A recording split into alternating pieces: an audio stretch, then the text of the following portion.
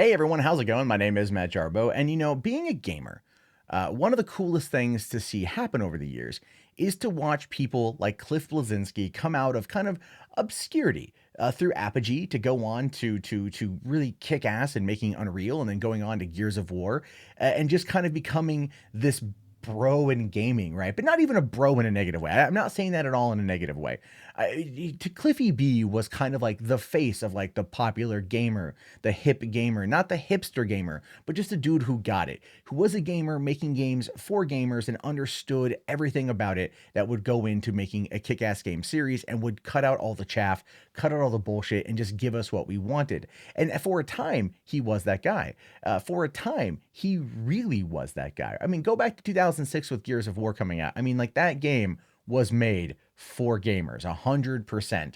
And now CliffyB, I don't even really know anymore, except apparently he is no longer going to make video games according to a new threat that he put out. Yeah, that's right. CliffyB made a game called Lawbreakers that came out earlier this year or last year. It doesn't really matter. It's no longer around. That shows you how well received the game was, and it really wasn't. It was meant to be a multiplayer shooter in the age where Battle Royale mode is kind of taking over everything, and it just the game that came out at the wrong time. Never mind, it was also a little bit of a buggy mess every once in a while. Now, Cliff Bleszinski shot to fame at Epic Games with Gears of War for the Xbox One home consoles after spending some time in the indie sector with games like Jazz Jackrabbit. He later decided to branch out from EA and form his own studio known as Boss Key Productions. Sorry, Epic, not EA. And make first-person anti-gravity shooter called Lawbreakers. The game was themed around courting social justice warriors and NPCs on the left of the political spectrum, but since those people don't actually play games, Lawbreakers ended up failing and taking Boss Key Productions with it. Now CliffyB is threatening to never make another game. And yeah, I'd agree with a fair amount of that sentiment right there. What we have here is a situation where Lawbreakers came out at the wrong time and it was trying to appeal to the wrong audience. Social justice warriors are those who are the blue-haired screaming people on Twitter who cry about representation in video games, don't actually play the games even if they're on their mobile device. They just don't. They would rather spend time sipping a latte from Starbucks and complaining about inequality on the internet. That's what they choose to do. They don't actually spend the money. It's one of the reasons why bros flocked to Gears of War. It's one of the reasons why bros picked up Unreal. It's one of the reasons why you were a thing, Cliffy. And then you turned on your audience. That was the other thing too.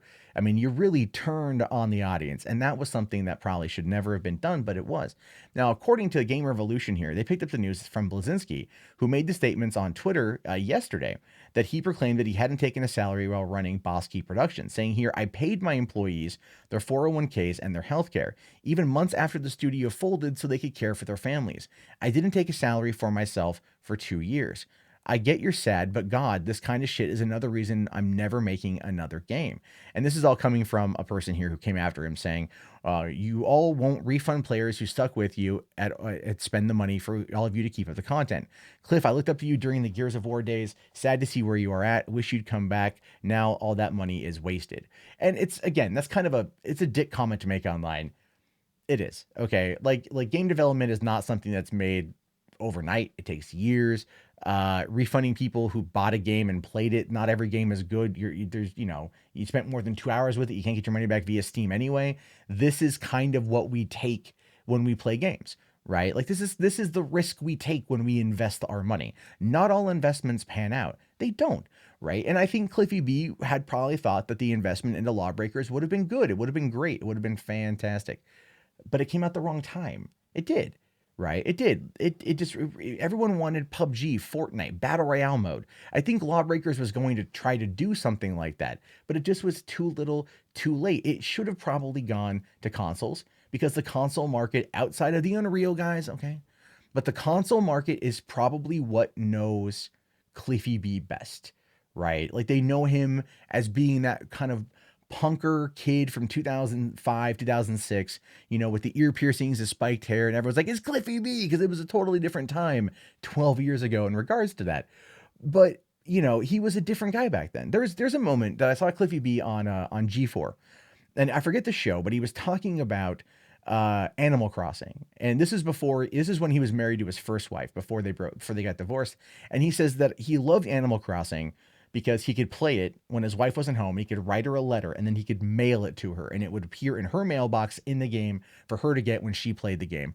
And I know that's a small little thing, but that was a gamer. I was a gamer acknowledging that games can bring people together. That wasn't a developer talking about a feature in a game. This was a gamer talking about his love of a small little part of a game that allowed him to connect with his wife. And it was a beautiful, nice moment. And then something happened, I think, when it came to Gears of War and how he started kind of turning against his audience, right? Now he admits that he was like the bro gamer, but he used it as a negative. Never mind that the bro, energy drink fueled audience are the ones that bought Gears of War 1, 2, and 3. They're the ones that made him a millionaire. They're the ones that put his name on the map, and then he turned against them all in the name of social justice.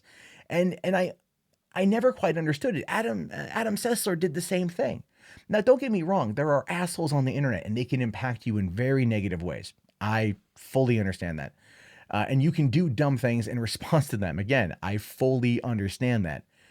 But you also have to sit there and look at the people that put you where you are. And there is a trust that you build with them. And if you lose that trust, it is hard to get that back. And I have lost that trust with people, and I am trying to get that back, which is how I understand this wholeheartedly. Cliff never tried to gain the audience back that he lost. He always kept doubling down and doubling down and doubling down and thinking that the people that loved him regardless would go to Lawbreakers. And the truth of the matter is those people weren't interested in Lawbreakers. Yeah, I know Unreal was a big thing, and that was a lot of people liked Unreal, and they liked what he did with it or what he helped out with that, but they know him from Gears of War and they wanted more Gears of War. That's the problem here. Is Cliff turned away from what made him who he is, and then never had the introspection to look at it and go, maybe I'm doing this wrong. He can have his opinions, he can have disagreements, but it's how you approach the people, it's how you handle the situation. So if he does never make another game, I don't think the industry is going to be at a loss right now. And that is sad to say. That is really sad to say, because I liked CliffyB quite a bit. The way I view it is like this. If he'll come back again, by the way, he said he was going to retire after Gears of War 3, he came back with Lawbreakers. He'll come back. But the problem with it is when he comes back, he'll be behind the fold. He'll be back. He won't be at he won't have his fingers on the pulse of where gaming is.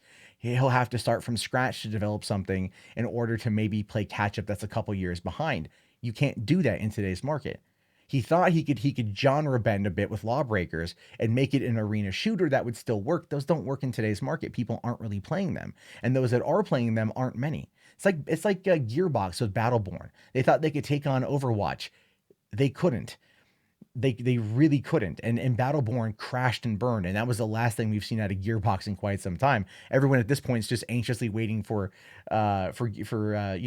Borderlands 3 as a way to kind of make a grand return for them. Now, I'm not saying CliffyB needs to go back and jump back into the fray to do, Gears of War 5 or something. He doesn't need to do that. But if he does want to make games, try focusing on something smaller, right? Check your ego. Talk to the audience that you have. Rebuild the audience that you lost.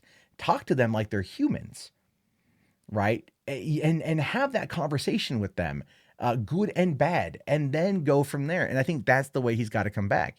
Again, I am clearly talking from my own experience here as well. So those are just my thoughts on this one. What do you guys think? You think CliffyB is actually going to quit?